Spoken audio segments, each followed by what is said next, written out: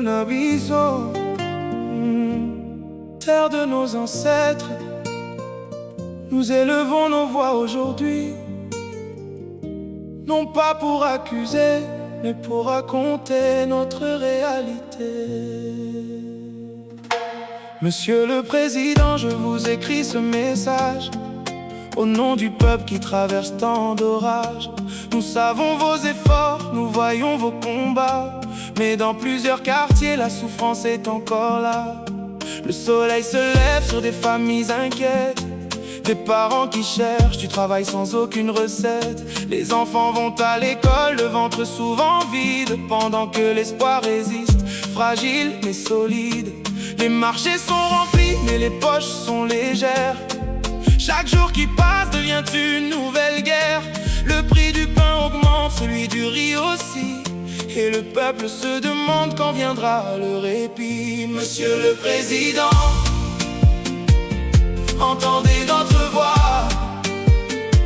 Le Congo veut avancer, le Congo croit en vous et en ses lois.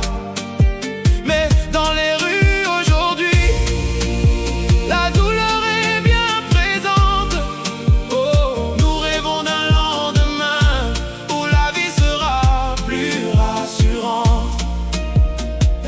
Quand la nuit tombe sur Kinshasa et d'autres villes, des familles restent éveillées, le cœur fragile. La peur des braquages, la peur des violences empêche beaucoup de vivre dans la confiance. Les mamans prient pour leurs enfants chaque soir, les pères se battent pour garder un peu d'espoir. Le jeune diplômé cherche leur place dans la nation, mais trouve souvent des portes sans solution. Nous ne voulons pas seulement survivre au quotidien, nous voulons construire ensemble un meilleur destin. Que chaque citoyen trouve sa dignité et puisse vivre du fruit de son honnêteté. Monsieur le Président, entendez notre voix, entendez notre voix. Le Congo veut avancer, le Congo veut avancer. Le Congo croit en vous et en ses lois. Et dans les rues aujourd'hui, la douleur est bien présente. Oh, nous rêvons d'un lendemain où la vie sera plus rassurante. Nos terres sont riches, nos rivières sont immenses. Notre peuple possède une incroyable puissance. Le monde entier connaît les richesses du Congo, mais pourquoi tant de larmes derrière ce beau drapeau?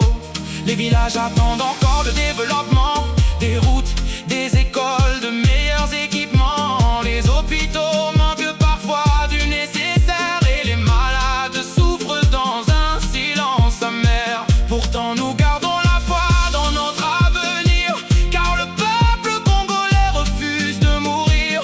Il danse malgré les pelles, il chante malgré la douleur. Il garde dans son regard une étincelle de bonheur. Au Congo, lève-toi, ne perds jamais la foi, même au milieu des tempêtes. Dieu veille encore sur toi. Que la justice règne, que la paix nous accompagne, que l'unité du peuple soit plus fort que nos montagnes.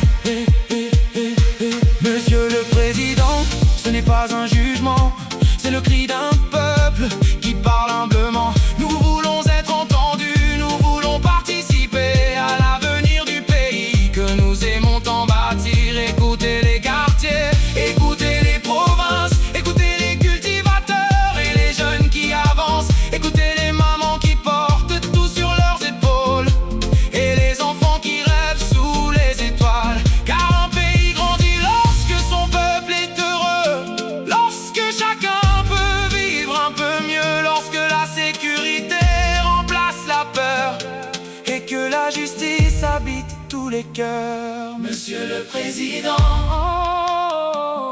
entendez notre voix, entendez notre voix. Le Congo veut avancer, le Congo croit en vous et en ses lois. Nous gardons l'espérance malgré les jours difficiles, car nous aimons notre pays, du village jusqu'aux grandes villes. Congo-Nabiso, Congo-Nabiso, Congo la Biso.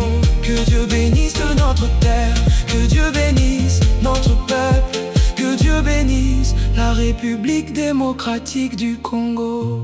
Paix, unité, espérance pour le Congo.